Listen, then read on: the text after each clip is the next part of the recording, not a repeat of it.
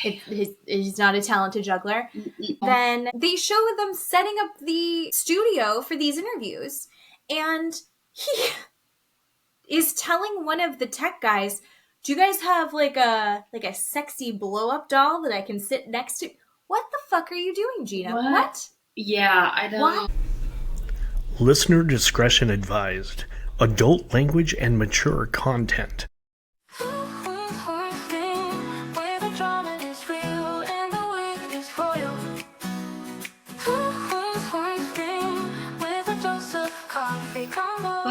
Welcome everybody to Two Queens, One Screen podcast. I'm Keeley. And I'm Jen. Thank you for returning. Thank you for coming back. We are so happy you're here.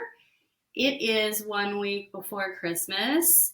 And are you excited for Christmas?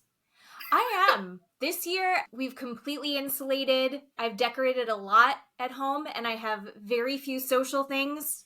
I'm just seeing a little bit of family, and beyond that, it's like just about the household. Yeah. So we made it really easy. We streamlined this Christmas, gearing up for the holiday. Well, Christmas is really small and quiet here. I was thinking about Christmas presents and buying Christmas presents and shopping and stuff like that. And I was thinking about girl math and how my husband makes fun of me for girl math. And my girl math, I'll just give you a couple examples. Like when we go to the store and say we go to Target and I want to buy a couple of things for my grandkids. My girl math is I will separate the purchases. Like if I have something for my grandson and a toy for my granddaughter, I will do two different purchases. Like say they're $20 a piece. And my girl math is I've only spent $20. I haven't spent $40. I've only spent $20. Okay, I see what you're saying. So you're thinking I've spent $20 on grandkids, but it's because it's per grandkid. Yes, and I split it up. I do two different ones instead of one big purchase for $40. Separate In your mind, are you doing this, or are you doing this when you check out? When I check out, I do two different Yes. So you have two receipts. Yes. Okay. Yes. I love you. That's a little. And in my mind, I've only spent $20. But my bank account says $40. And then do you end up very confused at the end of the month? No, because I feel better. Because I feel better. I've only spent $20. Okay, in my mind. I understand what you think. In practice, there is some problem with that. Oh, 100%. 100%. There's a problem in my bank account with that. But in my mind and my anxiety life, I feel better. Fair enough. Okay. See, yeah. I have found the perfect solution to Christmas and present buying, and that is that I don't. I mean, at all?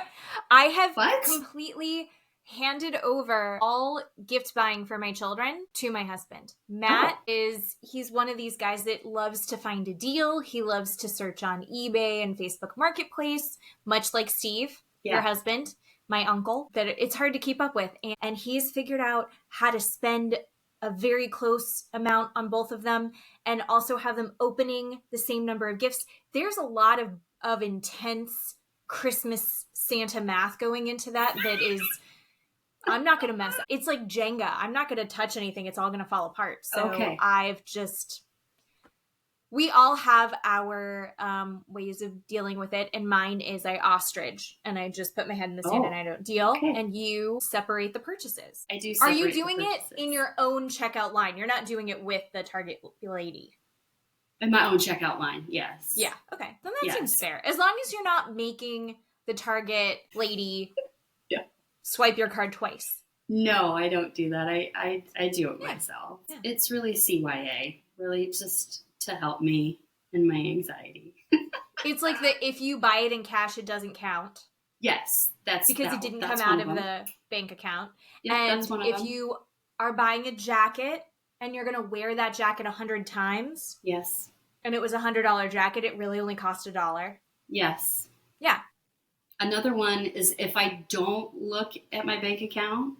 So if I don't look at, right, how much I have in there, then I haven't spent anything. Also fair. I always round up in my brain.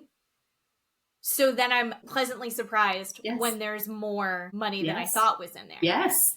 That's perfect. So that's a win. Yeah. Yes. See, all of this is really good. This is perfect for Christmas. This is how everyone should be running their lives. Think of how happy everyone would be if this actually worked the way that we hope it works. Right.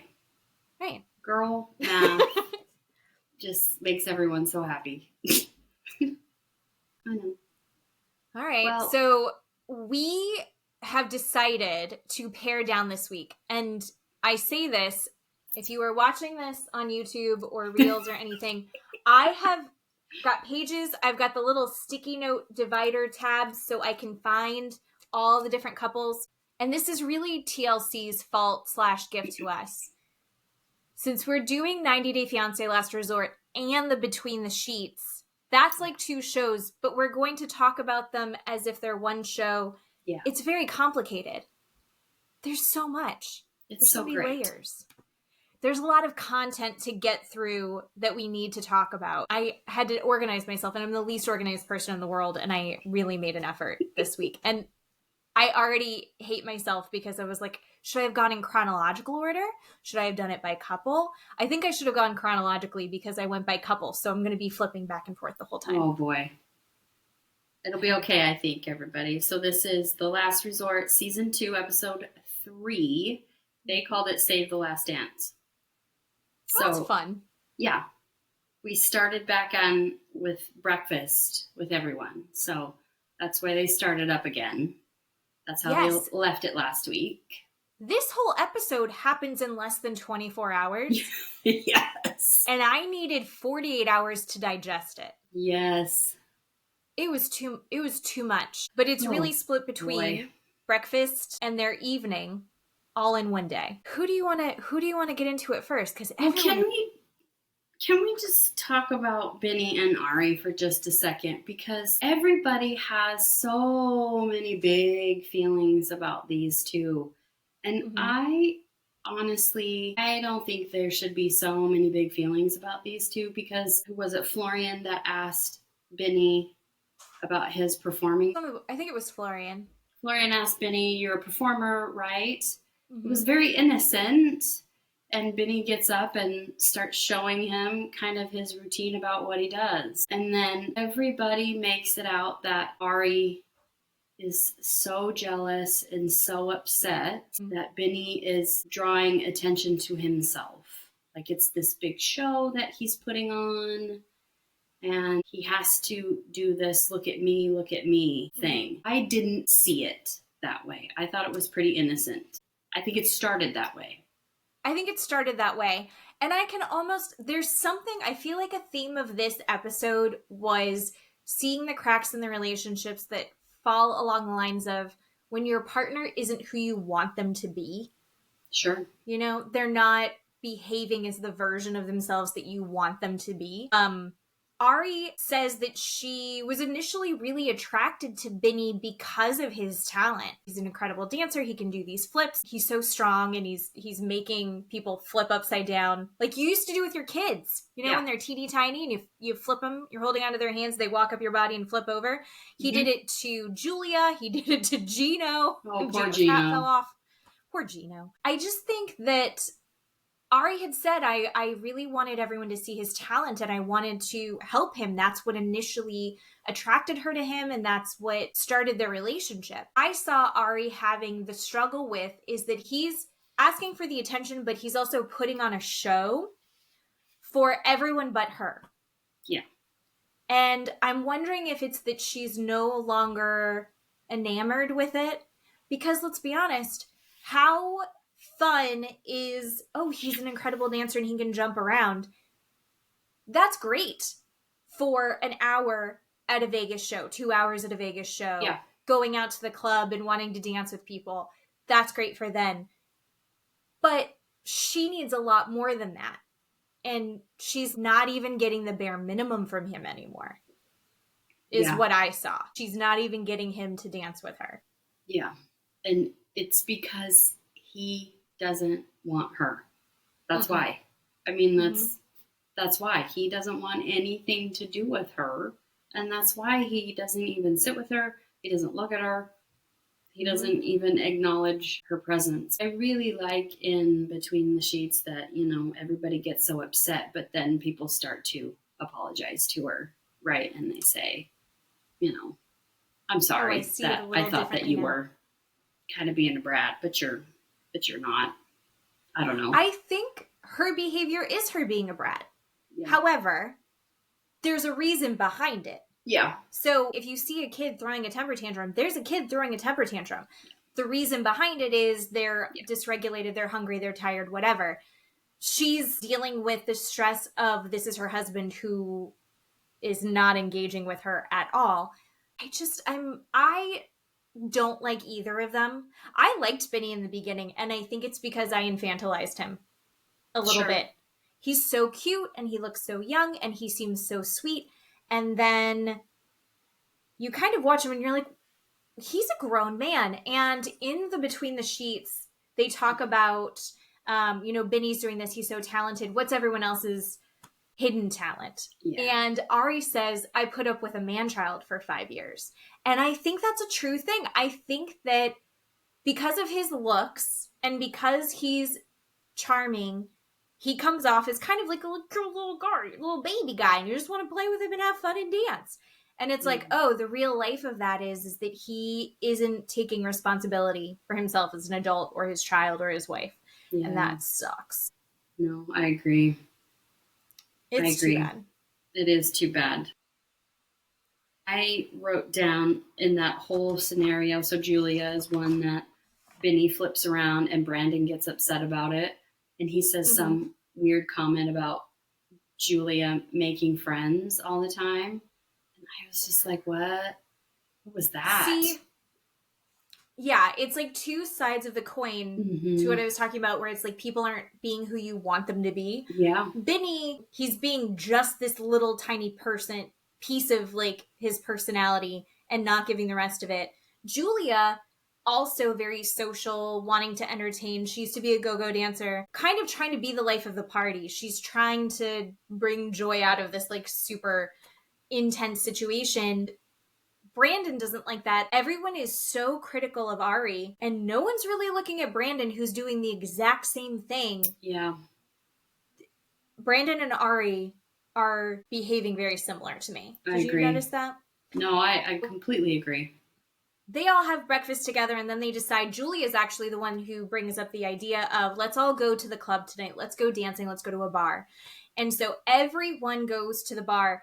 And I want to thank the producers, the editors for going night 2, night 3, whatever it ends up being. 'Cause right at the beginning, let's get them out in an atmosphere that is definitely going to be a powder keg of issues. Let's get them drinking. So that's another layer of issues. And just because if they had even a little bit more therapy before they went and did this terrible choice of going to the club, we would not have gotten the fireworks that was this episode. So when they get to the club later on, and everyone looks amazing, but Benny gets there and he's dancing with all the girls, and Ari just shuts down. And she's like, he's not asking to dance with me. He's doing this for everybody else, everybody but his wife. She disappears and locks herself in a bathroom. Yeah. To his credit, Benny sees that and follows her and is trying to like check on her. Jasmine goes in too, and she's checking too. Ari locked herself in a bathroom, and then a producer has to get involved and say, are you okay? I need you to respond to us, or we have to break down the door. What's going on? Are you okay? She finally responds to the producer, and from an outside point of view, she looked like she was being a brat. Did you see? I mean, I think you understand her more implicitly. Did you see her as being as bratish behavior, or you were just like, I get what's going on right now? Did you see it? I did not see her as being a brat. I understood what was happening. I completely understood that she wanted to not watch what was happening. And going outside was probably not an option for her because she could still see it. she could still hear it. And then in the between the sheets, she said something about the fluorescent lights and the crowd of people and social anxiety. And she said that she was struggling with that. I honestly don't know if I believe that. That could be completely true for her. I didn't think she was being a brat. I wish she would have responded. I wish she would have said, just give me a minute, or can you have someone come in here and sit with me? If it were me, I would have wanted someone to come sit with me for a minute, hold my hand, or look at me while I take deep breaths in and out, kind of a thing. Again, I didn't see her as being a brat. That would have been hard for me to watch because everything he was doing, just like you said, she wanted him to do with her. She wanted a fraction of that. She wanted him to stand next to her at the bar. She wanted him to buy her a drink. She wanted him to even speak to her. And he was doing none of that. And it is because he doesn't want to be with her. That is it. That is facts.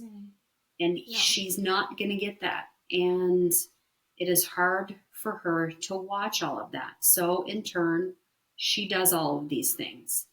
And everybody doesn't get it. And so people knee jerk and instantly think she's being a brat, which, like you said, she's throwing a tantrum. If she's throwing a tantrum, she's throwing a tantrum. I wish she would have said something through the door and responded, but we don't see her leave and go outside in the between the sheets. We do, right? They show that. I wish we would have seen that a little bit in the show. That seemed really important. So she does get herself together. Yeah. Benny was using like a credit card trying to get that stall door open. Those were good doors. Trying to get the stall door open. They like get everybody involved. She says she's having kind of an anxiety attack. She has issues with fluorescent lights and noise, and Benny knows this, so he should have been more sensitive to that. And she finally gets herself regulated and goes outside, or she goes in and she's like, Benny, I want to talk to you. And she addresses it. She's like, okay, I did my breathing techniques. I've got myself more grounded. I want to use this. I think going back to Benny's original complaint about her last episode, which is that she's controlling, one of the things that she says that rang true to him saying that was, Benny is here to dance and party, but I'm here to work on our marriage. So that's what we are going to do. So she's like, we're not doing this. Everyone's taking a night off. Everyone's having a good time. No, we are here. We are in marriage boot camp. I'm taking this opportunity to do everything I can. She's so in it. She's trying so hard. You just see her pushing that boulder up the hill and it's going to fall right back down. It's so upsetting. But she takes him outside and you can see she's like, I'm trying. She addresses her issue with like feeling ignored, why she was feeling hurt, and she apologizes for her behavior. And then she goes, and you know what? Let's move forward in good faith. I'm going to give you the social media passwords. And Benny's like, awesome, great. What's fantastic is also in between the sheets, she's like, except for I don't really remember what they are, but I'll tell him later. Like, he's not getting those passwords. Not a chance he's getting those passwords. And here's the thing. I felt so good for her when she did that, when she said, I'm going to give him the passwords and I want him to try and return. And I thought to myself, this is so nice. When she learns to let go for a minute, let go of the relationship, she doesn't have to let go of the love that she has for him, but the relationship is over and she needs to come to terms with that. And she has let go of a little fraction of it, and she's going to start to feel so much better and so much lighter and so much happier, and be able to move forward and not feel so stuck in the mud all the time. It was so great to see that moment for her. I definitely hope that for her. I definitely feel like that was a moment of her using the tools. She's like, I'm so good at therapy. Who needs advice about being good at therapy? And then it was like, oh, she's using her therapy tools. She got overwhelmed. She took a moment, a little shaky on the use of that because then it came across as a drama queen, but she came back out and she addressed what the issue was. Let's move through and forward. Great, good job. I think Vinny is such a performer and such a people pleaser that he is either going through and putting on a show or he's just fully ignoring it. And that's how he's dealing with her, is he's just ignoring her or then just appeasing her or lashing out. Like he can't find the middle gray area. I'm hoping he can figure out how to say, like, I'm out, let's do this respectfully. And I don't know if he's going to know how to in a constructive way. Yeah, no, I don't think so either. He's too immature, and I think he doesn't have those skills. No, I agree. But I completely agree. So do you want to talk about the other life of the party there? Miss Julia? Yes. I love Julia so much. I do. I think she is amazing. It was her idea. She's like, we're going to go out. And her vibe is she used to be a go-go dancer. She like goes to clubs and parties and gets the energy up. That was exactly what she was doing. Yep. And that seems like she was so happy. She was glowing. She was just like in her element, dancing with everybody. Because she's the salsa dancer. She's like a trained dancer. Her and Vinny were dancing, and that they put on like a show for everyone, and that was super fun. I can't dance. I don't know if we've discussed this. I have tried. I took a class once that was like an 8-week long class. They kicked me out. They told me, do not sign up for another class, which you have to pay for. You have to pay for these classes. And they were like, don't. Everyone else is re-signing up for the next one. Don't do it. You cannot pay me enough to try and teach you how to dance. It's a waste of everyone's time. So I have like a extra affinity for people who can do that. Are you a good dancer? Do you like going out and dancing? I am. And I'm surprised that you can't dance because Steve can dance really well. Does your dad dance? Yeah, but we don't know how to move our hips very well. And I have no rhythm, just not in my body. Okay. I don't know how to be, it's like Big Bird. It's not. Okay. There's no grace to this. It's unfortunate. Well, luckily Matt doesn't dance, so that's fine. Yeah. I like to try, but it doesn't ever work out. It would not be fun to watch like Julia. Julia, so hot. And she gets all ready and they take the buses everywhere together. And Julia's in a robe. And Sophie's like, why are you in a dressing gown? And she's like, it's for the fashion. And then they get in and she takes it off. And she's in this silver lame top and these booty jean shorts with rhinestones on them. And you can see the whole bottom of her butt. If I looked like Julia, I would wear that all the time. Oh, yeah. Yeah, her shirt was backless. And in between the sheets, I wrote this down. So Jasmine says, okay, she has these things, these paste. And they said pasties, and I thought they were pasties. They're pasties. But they said pasties. No, a pasty is a British meat pie. Fun fact, I used to make them at a pie shop. But that's what they said on the show. No, they're pasties. You paste them on. They're pasties. So she showed Jasmine her boobs, but with pasties on. She's having a great time. She's dancing with everyone. She is so happy. At one point, she gets up on the bar and is dancing, and she looks so good. I was so jealous of that. She looked amazing. I could watch her all night. And Brandon, her husband, is like, what are you doing? Just kills the mood. Conservative. Oh, so disappointed in him. Yep. She does this thing where she's dancing on the bar, and then she gets down and puts her butt in the air, and her hands are she's on all fours, and he's like, they could see, can we just say it? She's just like, they can see your pussy. Yeah. We could see your pussy. And she's like, no, I was wearing nude panties. And she probably was, or wasn't. Who gives a shit? Yep. And I was shocked because they're interviewing Brandon and Rob together. Yep. I would have thought that Rob would have been your wife is hot. Be thrilled for her. She wants to do this. She's so happy. And instead, Rob the knob takes Brandon's side and he's like, could you imagine if my ball fell out? I would have been arrested. And you're like, yeah. Oh no, it's so hard for men, Rob. Sorry it's so difficult to be a man, Rob. Fuck off, Rob. Oh. I was so disgusted with him. It was just so unfortunate. Brandon says something along the lines of, there's so many different ways to have fun, but I don't have to show everyone my penis. No one wants to see your penis, Brandon. It's Which different. Is the opposite. He went down the opposite road of what completely was going on. And then this is exactly what I was thinking. So in between the sheets, the sex therapist is watching the clip and she is saying, oh my gosh, Brandon, what are you doing? You're completely killing the vibe. You could have gotten a little piece of ass tonight if you would have let your wife stay up there and dance. Let her do her thing. She would have probably had sex with you because she was in it to win it. 100%. She was feeling sexy. She was looking sexy. She was dancing sexy, but you ruined it. And I was thinking the exact same thing watching that. And then he completely cock blocked her. And that's what the sex therapist said. Yeah. And what cracked me up is Jasmine. I agree with Jasmine. Oh my God. How often am I going to say that? But I 100% agree with Jasmine. If you are there and your wife is having an amazing time and she's not doing anything to hurt anybody or herself, and I didn't think that she was being inappropriate. They were letting her dance on the bar. Yep.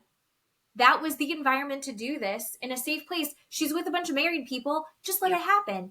And she's like, why not be like, yeah, I get to go home and have sex with that. Like, be thrilled and be supportive and be like, yes, look at those. That's right. I asked Matt and I was like, if that was happening, like, how would you feel? And he's like, as long as you're not going to make me do it, I don't care. Right. 100%. I would just be thrilled that was my wife. Just like Jasmine, I want to sleep with Julia. I think she's the best. Brandon completely ruined it. And then he pulls an Ari and has a full-blown panic attack. Yep. This is, again, in between the sheets. There's a whole chunk that we didn't see in the actual show that we only saw in between the sheets. And Brandon goes out and has a panic attack. And he's talking to the producer. The producer's kind of talking him through it. And he's kind of explaining what's going on in his head. And he's like, yeah, I'm just breathing. I'm just trying to bring myself down. And I have panic attacks. I have social anxiety. And this happens sometimes. And she doesn't even care. She's in there with everybody. She doesn't even care that I'm going through this. And he, in my opinion, throws her under the bus. Yeah. Because we learn from Heidi, the other therapist, Heidi, says, he had talked about this yesterday when they did the hike. She spoke with Julia and Brandon about Brandon's panic attacks. And she said, Julia, what do you do when he has a panic attack? And she goes, I sit with him and I cry. Brandon agrees, like, that is actually making everything worse. If he starts to have a panic attack, instead of bringing more energy and taking the focus in that moment, what he actually needs is space. So Julia did see him start to have a panic attack and leave. And she went, the therapist said that he wants me to leave him alone. Yep. When that happens. And he is like, she doesn't care about me. And the therapist, rewatching it, goes, I think he doesn't acknowledge that she really does help calm him and really does help center him in those moments. I just think that he has such double standards for Julia. Yeah. And I don't think he holds himself as accountable as he holds her for things. And I find that so irritating. Agree. And Absolutely. For him to be like, my parents are going to watch this show and see her dancing. You brought purple handcuffs. Brandon is gross. He does not deserve her. Yeah, he has no room to talk, sir. No. Do you think that Julia is at all out of line? No, not at all. For her behavior? No, not at all. And I didn't think she should have chased him outside at all. Of course, we didn't know that either, until watching the second show. And I think she handled him really well when he was saying that profanity to her completely. I think she handled it really well. I think she handled it really well by saying bye and then just leaving. I think there is a way that if he felt uncomfortable with what she was doing, I think he could have validated her and still gotten her to get down. He could have been like, I love this. Can you do that just for me? Yeah. Something like that. Yeah. Like, this is how to shit. Come down here, let's dance. Yep. Like, I want that. Can you do that for me later? Or something like that. Yeah. And instead, he's like, you look like a whore. What's my mother going to say? Right. I mean, yeah, gross. For sure. Oh, God. Yeah. And again, Rob the Knob totally backing him up. He's like, I don't know how you dealt with that. That's so embarrassing. Ugh.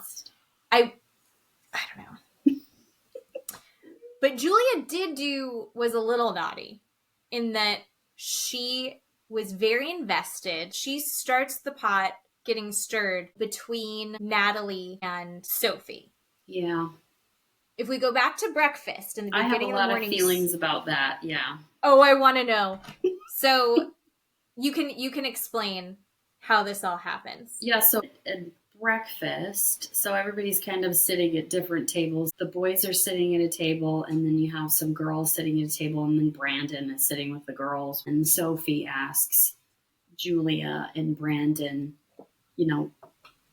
what did Natalie say or something like that about me? Somebody was talking shit about me, right? You said Julia told Sophie that there's someone that doesn't like her. Right. And Sophie's like, who? Yes. And she pointed behind Sophie, and it was Natalie, and then was telling Sophie that Natalie said she looked like she had a plastic ass or had a plastic ass. She flirting with all the men. And then Julie was like, well, I like playing games. I can play games too. Which was Julia stirring the pot? I don't know. I mean, whatever. I don't know. I mean, the night before, Natalie had been such an asshole in the van, calling her out for not loving Rob as much as Rob loves her and not giving him what he needed. I think that at that moment, Sophie even says, I could be childish and petty, but I'm not, even though she's twice as old as I am. Yeah. And she finally just said, I'm just going to do it. Later on in the evening, there had been a little bit more of back and forth. I forgot Natalie had been kind of touching Rob on his arms. She was like, oh, beautiful tattoos.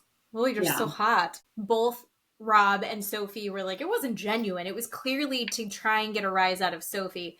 And it started building. At the bar, she's wearing a dress. What did you think of her dress? Oh, I liked her dress. It was really pretty. It was very form-fitting. It had like these cutouts on the side, and it was very low cut in the front. It fit her very well. It was really pretty. I mean, just for the cutouts on the side, I don't think they were more than any. I mean, there was a lot of fabric to the dress. I don't know. It was very revealing. No one's wearing that to church. No.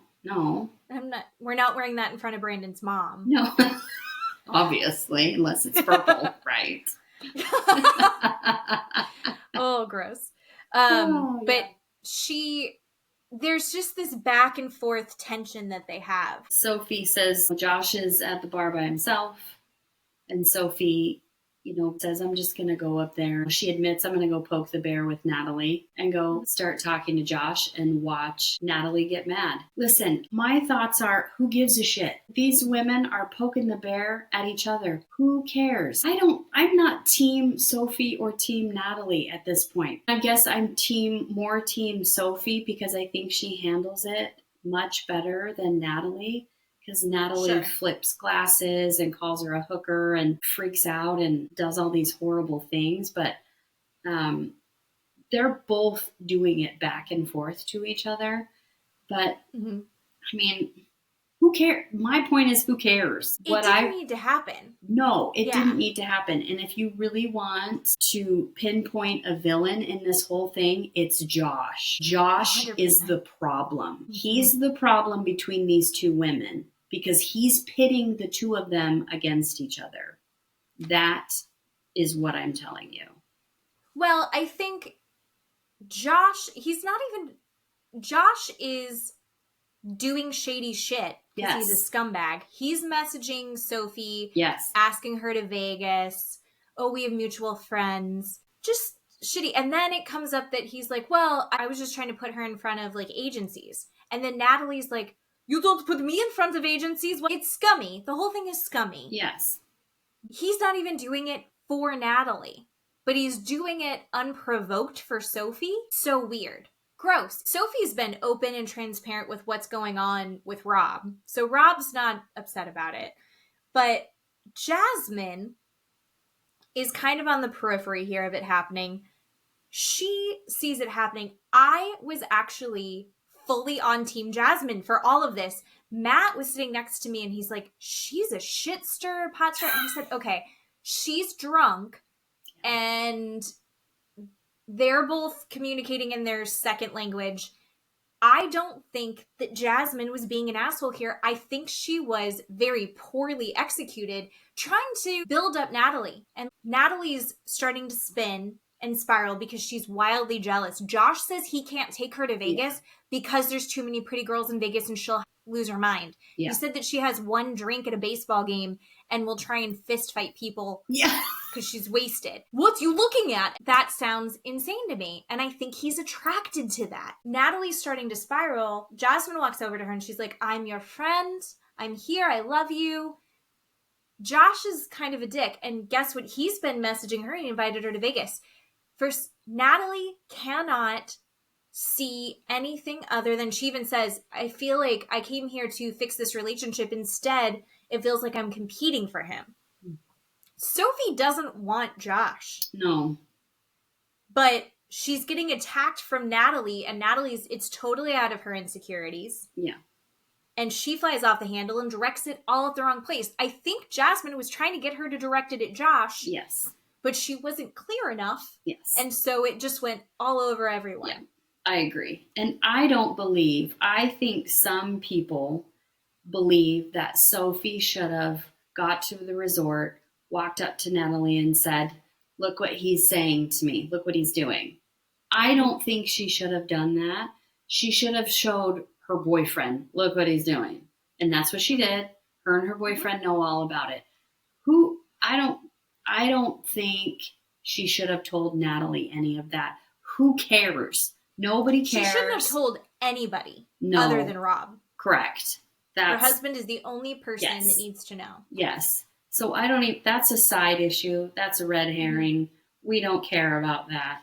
But yes, I agree with all that you just said. Jasmine was trying to get Natalie down the street of Josh is being a dick. And she went this way instead. She went right instead of left. She blamed Sophie. So have you ever had, because Natalie cannot handle it. She's like, okay, I need single guy.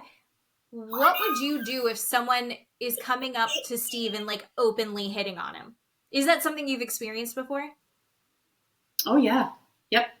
Oh, Steve, Keeley's husband, my uncle, is super social. Yeah. Just everybody loves Steve. Yeah. And Steve will talk to everybody and he's friendly and fun with everybody. Yes. 99% of the time until you get Dark Steve. Yes. You have to earn that. So what happened? So tell me a story about that. Like, how do you deal? What do you do? Oh, I will sit back and watch and overly enjoy what's happening. Overly laugh, overly smile awkwardly, overly enjoy what's happening. And he is so uncomfortable. He really picks up on, oh God, this is not going well. And will try and get out of this situation. And then once that person is gone, and then I'll make snide comments about who's your new girlfriend and when are you guys going home together and things like that. And he's just like, what in the hell is wrong with you? And I thought, oh, that was fun to watch. That was great. Who's your new friend? Stuff like that. But no, it is people overtly do things like that with him, to him, in front of me. I don't know what it is about him that they feel so comfortable to be able to do that in front of me. Like I'm not even here. I don't know what it is about him. It's really weird. See, what's funny is I have dealt with it a little bit with Matt. I had told you about my friend who was batshit crazy and a stripper, which is neither here nor there.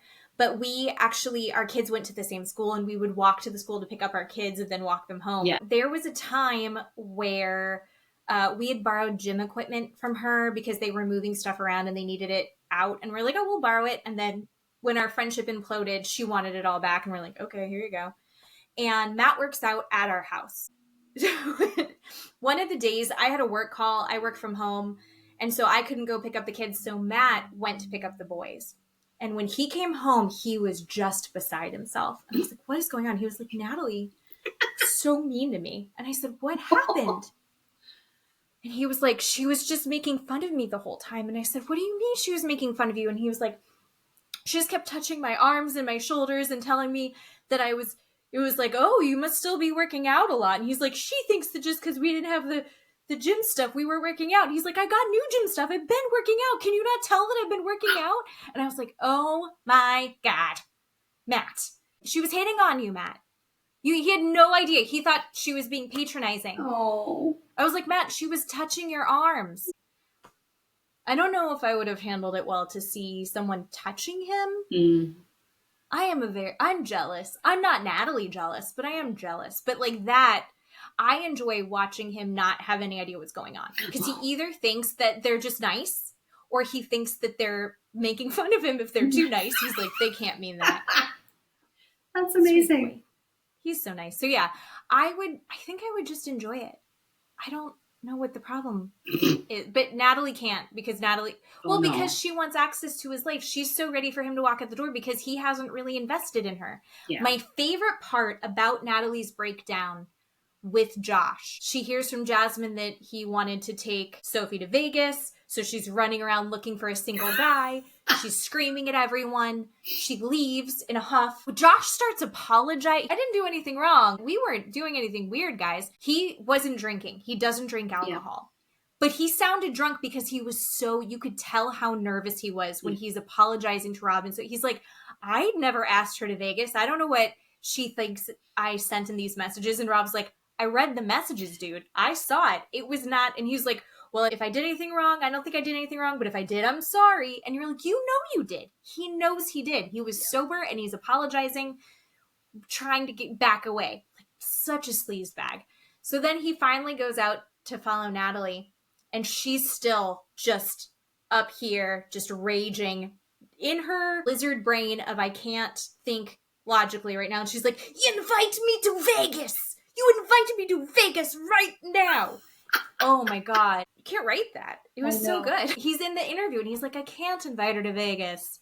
There's beautiful girls in Vegas. If we go to Vegas, she's going to be angry and wasted and screaming the whole time. See? He loves it. Yeah. It was gross. Totally gross. Sophie was poking the bear, but I think that she had already been like unfairly treated by Natalie. Was it immature? Yes. Was it warranted? Kinda.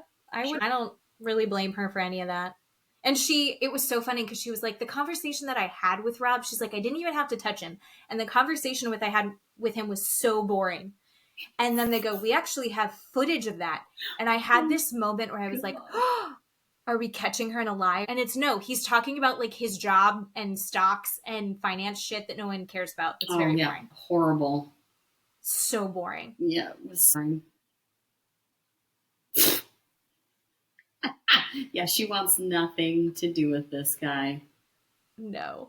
And Rob doesn't care. He's unfazed by most of it, which is why I was so surprised he was such a dick about the Brandon thing. The Brandon and Julia thing. I didn't understand that. Maybe it was just because he was sitting next to Brandon on the couch. Maybe if he was sitting next to like Florian, he would have had a different opinion of it.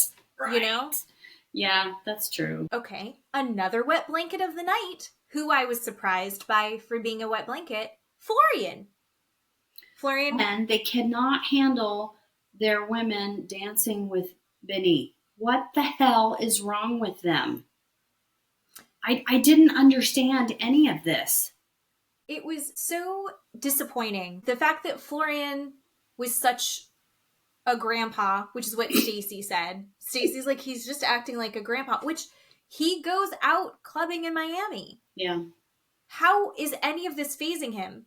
Like, why is this a problem for you? Stacey looked amazing. Yeah. She was so overdressed. I said last time that she was dripping in diamonds. She was literally in like a flapper gown of fringe. Like, diamond tassel fringe. She looked good. It was awesome. That was so fun. Then she starts dancing with Benny, and Florian's like, "What are you doing?" No. Let her dance. I couldn't understand what was happening. They didn't have much of anything with the two of them in this episode. No, which was probably for the best. Yeah, I mean, it's probably fine. So good for them. Good job, guys. Very low stakes for them this week, which it was low stakes for basically nobody. Well, except for there's Gino and Jasmine, who were having their own separate things. We need to address Gino and Florian in between the sheets. Florian got upset because Benny picked up Stacey and spun her around. Yeah. And he was trying to explain it to Gino. Gino didn't get it. So Florian gets up and picks up Gino and starts spinning Gino around to express to him how inappropriate it was that Benny did that. And Gino was like, "That was amazing. That was so fun. Do it again." Because we have to have a demonstration. Why do we have to have a demonstration? What was the point of that? I thought Gino was going to get sick and like vomit because the man's like 55 years old. Like, yeah. No, Gino was going to get an erection. He loved it. No. He was into that. Also, Gino's behavior during the filming of the show, of the retreat and at the bar, he was fine. He got very embarrassed at one point because Benny did the flip thing to him and his hat fell off, which they showed a picture of Gino before he lost his hair. He was a good-looking dude. I had no idea. Yeah, we're talking like hair. Robert De Niro kind of thing. Yeah. Yeah. Mm-hmm. Yeah, full head of thick hair. And then he said that in his mid-20s, it just all started falling out. And he has, if you have a baseball cap on that little open part in the back, that's the only hair he has now. So when he got flipped by Benny, we saw that.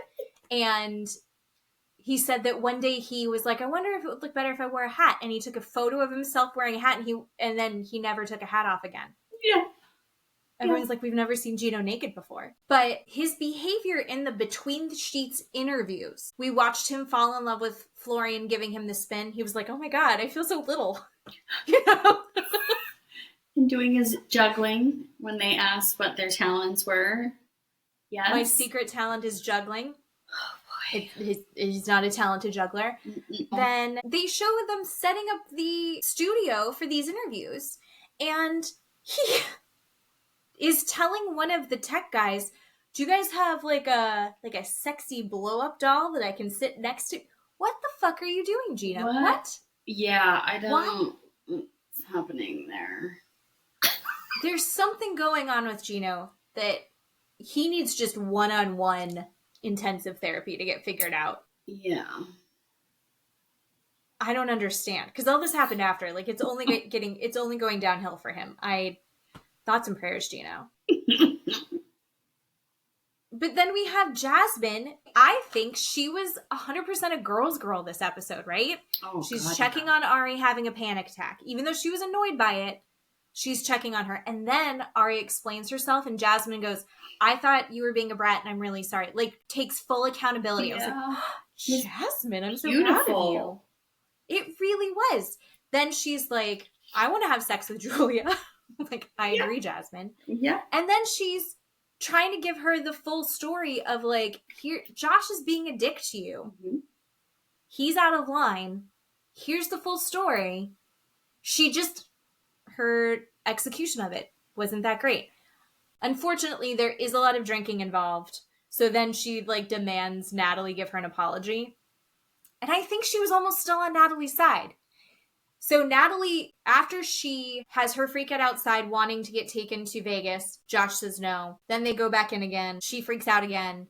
And smacks the drink out of Sophie's hand, and then actually leaves. Thank God. She didn't remember as they're doing the interview. She was like, did I leave? Did I leave now? Okay, thank God. Thank God I left. I know. But she leaves, and then Jasmine brings her purse, and she's like, you shouldn't have done that, right? Yes. Like, gives her the face. And Natalie says to her, you fix this. You started this, now you fix this. Like it was her fault. That's when the crazy switch got flipped. Natalie can't help herself. And Jasmine was like, I'm going to fight you. It was the best I've ever seen. And I used to hate watching Jasmine go off on her other season. I used to hate watching her scream. And this was not like that. This was different. I don't know. I loved her little ear pull on Natalie.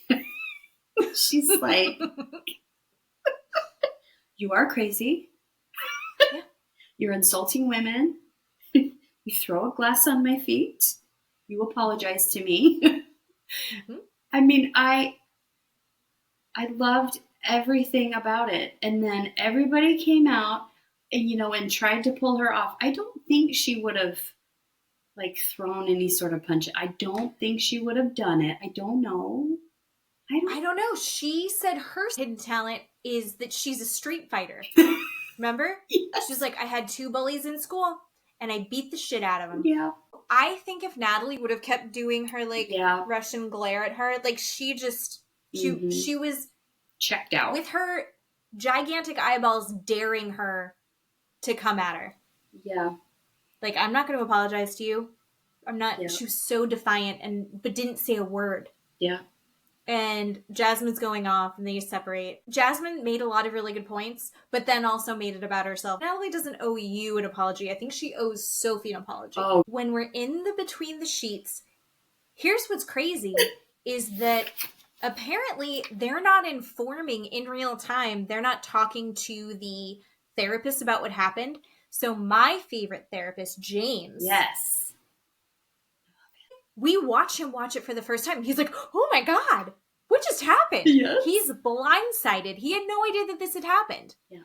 And he makes them pause it and he's like, violence is never the answer. And I'm like, okay, James, sure. Then he gets messy. And he's like, what is going on here? What's going on with Jasmine? Like this whole social group dynamic.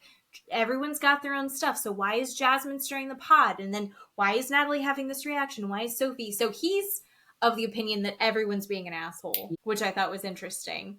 Yeah. But I love how he's like, oh my God, let's take this apart. I wish we spent more time with him analyzing the situation. That's what I really want. Oh, I loved that. I love that they also let the therapist watch the clips and not just the cast watching the clips. It's just so great to see that because they do have not just funny reactions, but like the sex therapist watching Brandon and Julia, they have those genuine reactions to it where she's like, nope, that was the wrong way to go, dude. You should have let your wife just have that because you would have got laid. Yeah. Anyway. They're upset because you're not getting laid. Yeah. But then you're telling her she's acting like a prostitute. That's not really... Yeah. My favorite part of Between the Sheets is when they asked Jasmine, what have you learned from being in therapy, being at the resort? She says she wants a country where there's only women. Yeah. And they said, well, what would you do there? What would you name it? She said, I would name it Jasmine Land. And they said, well, what would you do there? And she said, I would have free plastic surgery for everybody. Mm-hmm. Yes. Sign me up. Can I go? I want to live there. Yep. That sounds fun. That sounds fun. Can we still come back and like visit everyone that we want to see? Mm-hmm. But then we get to go back there. What plastic surgery would you have? Me? Oh God. I know that when I hit like 60 something, I'm going to get one of those lifestyle lifts where they fix my neck. I'm not there yet, but I'm already like, okay. And then I would get the upside down butt implant. Okay. I would get my boobs done. Yeah, I think those are the big ones. I want bigger lips, but I'm worried that it would like not work on me because my lips are so tiny. What about you? What would you get done? Oh yeah, boobs for sure. Whole face, just facelift. Because I have my eyelids. My eyelids go over. I got the droopy eyelids, so I'd like an eyelift. The hooded eye. Yes, I'd like that. And I do have my lips. My lips used to be really full.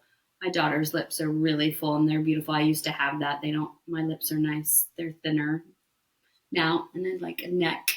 I made like my neck to be nice and tight like yours. No, my neck's I'm not. doing the facial stuff. I'm doing the facial exercises now that you get all the things that you need to be really insecure about. So I'm doing the thing where you put your hand here and then you go like this, then you do it and you take your tongue. Awesome. Like a metronome. Yes. And that's going to pull it up. And then you also have to, you put your hands here and then you scrunch up your eyes and your cheeks. And then also I keep forgetting, you're not supposed to talk with your bottom lip. Oh. Like when you're talking, you should have the sides of your lips coming up and then not do anything with your bottom. Okay. Which makes me look like Keira Knightley when I'm talking. Okay. You just have to kind of go like this. And this is kind of how you talk, like that. And then you're not going to get the marionette lines or anything.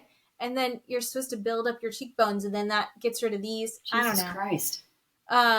It's a lot to try and keep up with, and I mostly don't remember unless I'm scrolling through Instagram. But I really appreciate that Instagram is feeding me new insecurities daily.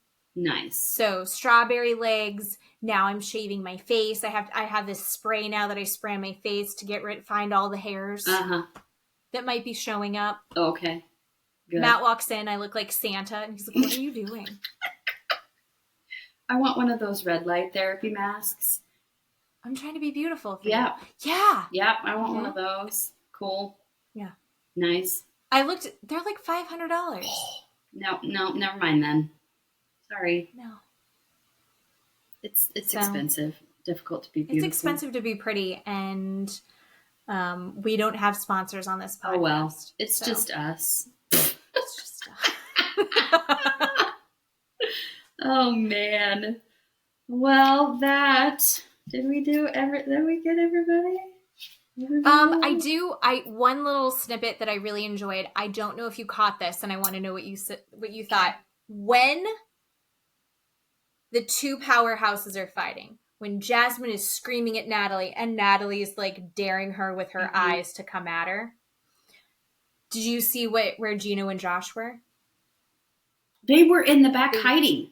Yes. They were in the back hiding. There was literally Josh hiding behind Gino.